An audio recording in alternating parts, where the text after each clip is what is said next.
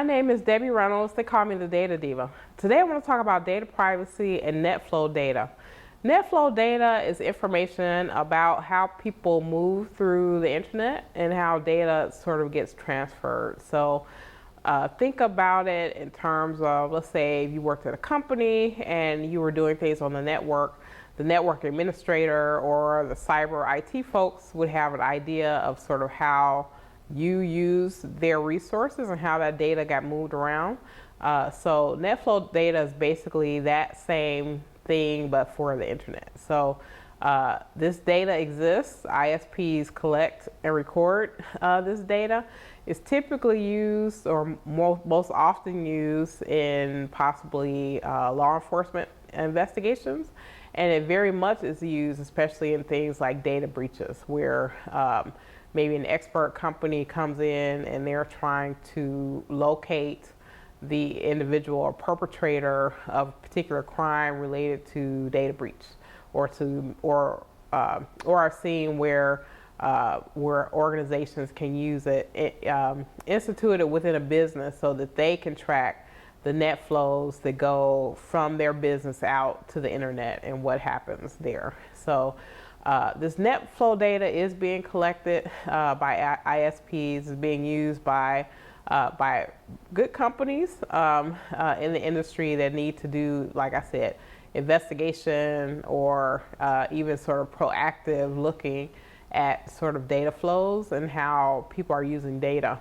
One concern with Netflow data is that some of this data ends up at times for reasons that people are still trying to figure out in the hands of data brokers where they can get this data somehow and be able to sell it to other people. So the concern from data privacy folks is that if the data is not being used for, like I said, proactive or reactive situations as it relates to investigations or legitimate business uses, what else could it be used for?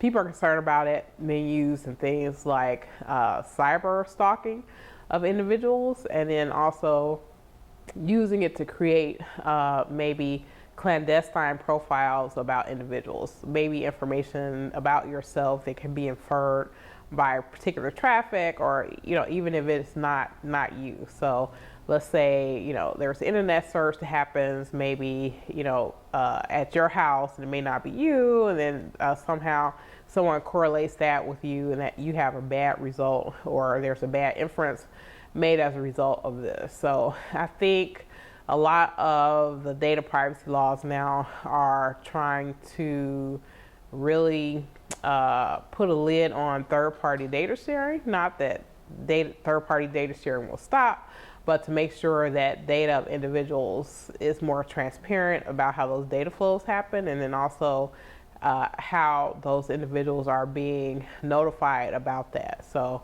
I think it's going to be interesting in the future, especially as we see they're becoming a lot more transparent about how data flows need to be handled, and how, especially if information is being collected about an individual in some way, especially if it's not anonymized, right, that it should, how the consumer or the individual should be notified, especially if it's something, as I said, that's not being used for a legitimate business purpose.